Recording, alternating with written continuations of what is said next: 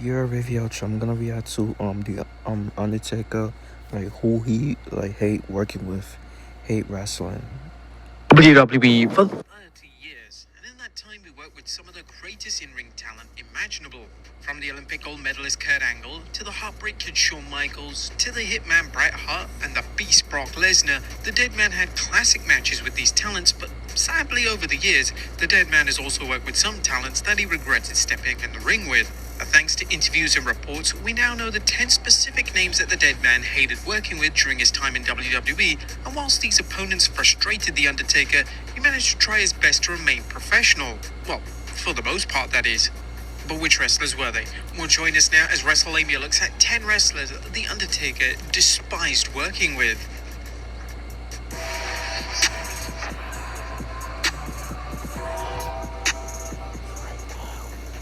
Be sure to subscribe and hit that notification bell for daily wrestling videos, and follow us on Facebook for exclusive lists. Also check out WrestleMania.co.uk and our non-wrestling channel, Incredible. Number 10, Chris Jericho. But when Chris Jericho arrived in WWE in 1999, the Dead Man took an instant dislike to Jericho as he wasn't the biggest fan of his attitude. The issues between the two started when Jericho cut a promo which referred to The Undertaker as boring and claimed that he was negatively impacting ratings. The Dead Man felt that this was completely unprofessional, and a new star such as Chris Jericho shouldn't be disrespecting a veteran in this manner. The two eventually patched It's a promo. things up years later, and the Dead Man eventually earned the respect for Jericho and his character work. He even dropped the world title to Jericho at the Elimination Chamber in 2010 in one of the most memorable exchanges between the two celebrated performers. Number Wait, did they have a one-on-one match before? Did Chris Jericho and Undertaker ever face off in a one-on-one? Let me know down in the comment section, y'all. 9, Heidenreich. One of the more infamous feuds of the Ruthless Aggression era was the I feud remember between The that. Undertaker and Heidenreich. The matches between the two were subpar, and it was clear that Heidenreich just wasn't ready for a top spot in the company. The Dead Man struggled to get a passable match out of him, and it was reported at the time that he was ready to move on by the time WWE were approaching WrestleMania 21 in 2005. Heidenreich's performances were so poor during this time that Bruce Pritchard issued a public apology on his Something to Wrestle podcast that was directed towards the Dead Man. The apology stated, Okay, I'm sorry, man. I got to take exception. Another example of being completely wrong. Those matches stunk to high heaven. They weren't really bad. They were awful. They were worse than awful. They were. I mean, if you saw that, it would take you weeks to get that stink out of your clothes. I would publicly like to say to The Undertaker, I'm sorry. Number 8, Chris Kanyon. Now in 2003, during the feud between Taker and The Big Show, former WCW star Chris Kanyon appeared out of a giant box dressed as Boy George for a segment on SmackDown. New to Candy Crush? Then you deserve double rewards. For 1 week only, hit level 12 and win big. That's double the gold and double the sweet. Go for gold. Play Candy Crush now. With YouTube Music Premium, there are no ads. Wunderbar. Get YouTube Premium. All YouTube, no interruptions. This was when the Dead Man brutalized Kanyon with a vicious chair shot, which was so hard it gave Kanyon Yeah, I remember that. I remember watching that. Like, that was OD. Like, he gave one like that to Mr. Kennedy too, man. Undertaker gave some OD chair shots and that. Severe This shit. Undertaker hits dumb hard with the chair. concussion. At the time, it was believed that the Dead Man was taking liberties with Kanyon, and most fans speculated that this was related to Kanyon's sexuality, but this was never confirmed. The incident was brought up once again in 2022 after The Undertaker was inducted into the Hall of Fame, as Buff Bagwell took to Twitter to tweet, "Good speech by Undertaker. He talked a lot about respecting everyone, and all I could think was, how did he respect Kanyon, who he tried to behead him with that chair?" Number 7, Giant Gonzalez. Giant Gonzalez was without a doubt one of the worst in-ring talents that has ever stepped foot in a WWE ring.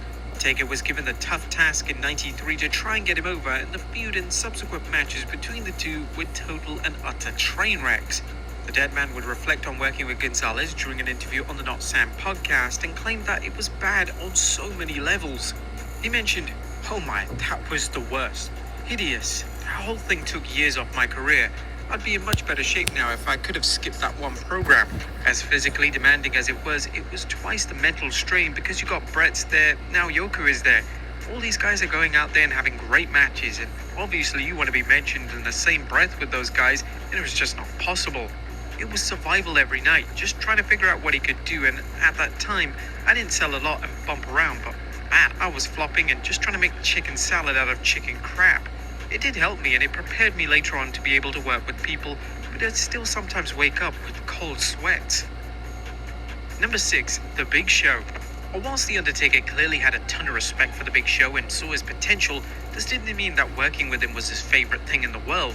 The two would work together during a ton of live events during the Attitude Era, and Taker was so unimpressed with The Big Show's efforts that he used to wait backstage to chew The Big Show out for his poor performances. According to Big Show, he claimed that he would never be able to impress the Dead Man, and it was clear that Taker was getting frustrated with working with his former tag team partner. Ultimately, The Big Show would show a vast improvement in the ring, and by the time the duo worked together in 2008, the two had much better matches that highlighted some of the best in-ring work of The Big Show's entire career. Number 5, Mabel. In 1995, WWE tried to make Mabel the next big heel in the company. Mabel, better known as Viscera, Big Daddy V, all that. Rest in peace to rest in peace to Mabel, Viscera, or Big Daddy V, whatever you like to call him. But the issue was that Mabel's in-ring style was reckless, and he ended up injuring notable talents such as Diesel and the Phenom himself. This injury to the Dead Man would occur when Mabel injured The Undertaker's eye socket and forced him to wear a protective mask for a number of months. According to Mabel's former teammate Mo, The Undertaker was absolutely furious with Mabel after the incident, and the two got into a heated argument backstage. They did reconcile years later, as Mabel was selected to be part of the Ministry of Darkness under the brand new name of Viscera. This likely wouldn't have happened if there was still tension between the two. Number 4, Hulk Hogan. The Survivor Series 1991 was a monumental night for The Undertaker. He would capture his first title by defeating Hulk Hogan, and it was a clear sign that the Undertaker character was going to be one of the biggest characters that the company had ever created. Taker would win the match by tombstoning Hogan on a chair, and according to Hogan, the Undertaker caused severe damage to his neck when the Dead Man performed a tombstone on him. This impacted the Dead Man's confidence as he truly believed that he had injured Hogan. Taker took pride in being incredibly safe in the ring, and this accusation certainly damaged that reputation. But when Taker finally watched the match back, he realized that Hogan's head never even hit the chair, and this meant that Hogan had completely He was faking the injury. fabricated the claim that he had been injured. Taker confronted Hogan about this, and Hogan couldn't offer a logical explanation. It was clear to everyone that Hogan was outright lying out of fear that the Dead Man was becoming too popular, and Hogan was fearful that The Undertaker could potentially take his spot. Number 3, Diamond Dallas Page. When DDP joined WWE in 2001, he was thrown into an infamous feud with The Undertaker. This feud completely derailed DDP's popularity, and to this very day, it's still extremely frustrating to rewatch. It was reported that Taker hated working with DDP, so consequently, the Dead Man gave the former WCW champion absolutely nothing in their feud. DDP never looked remotely credible as a threat to Taker, and he would even be pinned by The Undertaker's wife, Sarah. The reason for this was because DDP simply rubbed The Undertaker the wrong way backstage. Those who knew DDP knew he enjoyed planning out matches, and this deeply offended the Dead Man, who wasn't used to this style of working. It was also reported that DDP failed to feed The Undertaker's comeback at a house show, and this completely killed any chance of him becoming a top guy in the WWE. Now, according to DDP, the two are tight these days, but it's still unfortunate to look back at the wasted potential that was DDP in WWE, all thanks to The Undertaker. Number 2, Goldberg. Out of all the names The Undertaker has faced throughout his career, The Undertaker has never been in more danger in the ring than when he faced Goldberg. Yo, if they would have faced like 2003, 2004, it would have been way better than 2019, bro. Like the match they had in 2019, bro, it was ass, suck, trash, bro, horrendous, dirt. In 2019.